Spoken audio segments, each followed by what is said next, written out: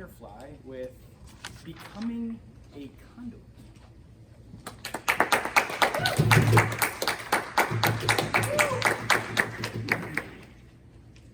I am the champion of self-degradement, self-defeat, Well, exactly what does a champion of self-defeat do? Well, I certainly don't use these ears to listen and receive friendly advice or even encouragement. Have you ever felt locked by something and just prefer to be alone and maybe just frozen by fear or even pride?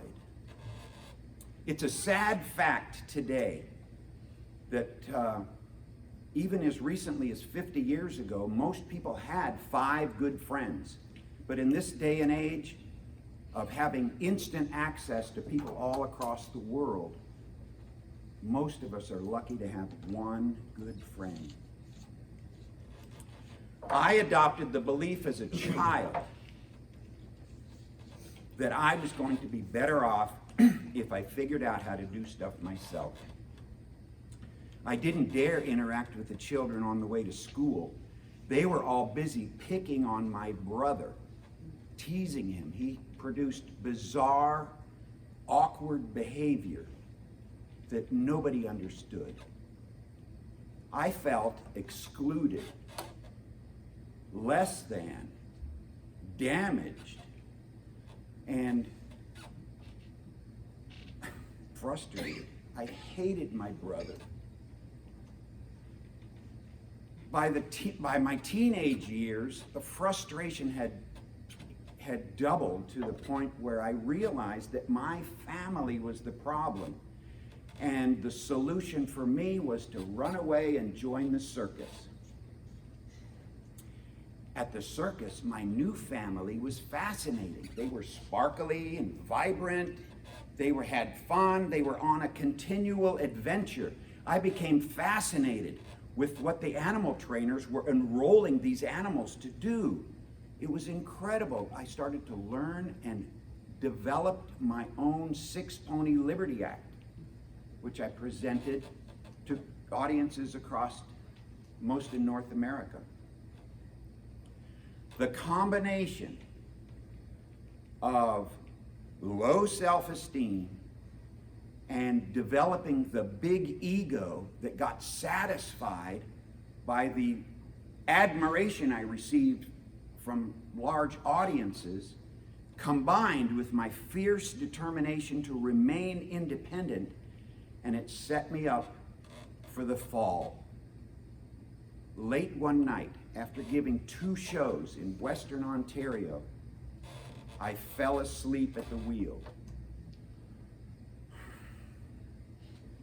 Oh, shit!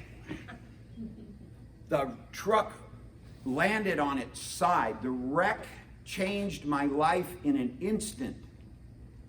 I was unable to keep up with the circus. I was rejected by my pseudo family. The next thing I knew, I was stranded in a foreign country, broke, helpless, and ashamed. Reluctantly, I reached out to my parents. My folks, by this time, had found a vibrant community in the Ozarks, a commune where they baked nutritious bread and distributed it to the yet-to-come natural foods interest. I arrived with what little I had of my enterprise, and my parents welcomed me with open arms.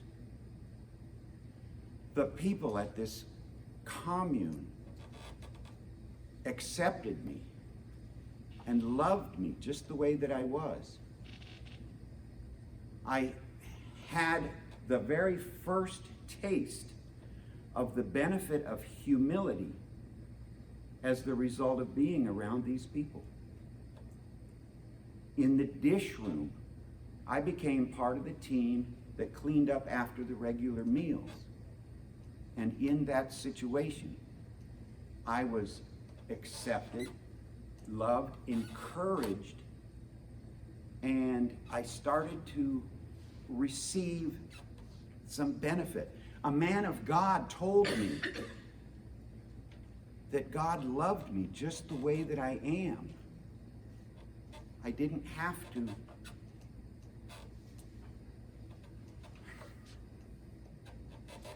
by allowing connection to take place in that situation, I became part of the community. I began to allow contribution to take place back and forth between me and other people. In the bakery, I became a contributing member of what it took to generate the flow that the entire community enjoyed. I embraced my humanity. As a mistake-making human being, and I was encouraged to rebuild my life.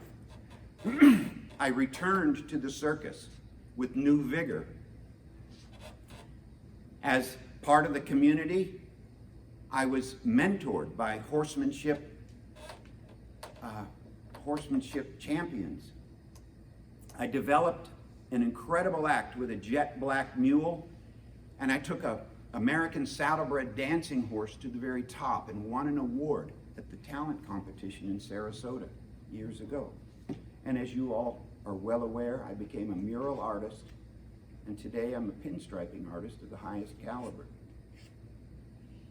And it all occurred because I became part of the community. If you suffer from a lack of confidence, or even the idea that you're separated or less than, I encourage you to step through the portal of change and embrace the truth that you are much more than you can possibly believe. And as the result of coming into perfect alignment with the divine energy that exists, that flows all around us all the time, you can and will emerge living the life of your dreams. Mr. Toastmaster. Yay.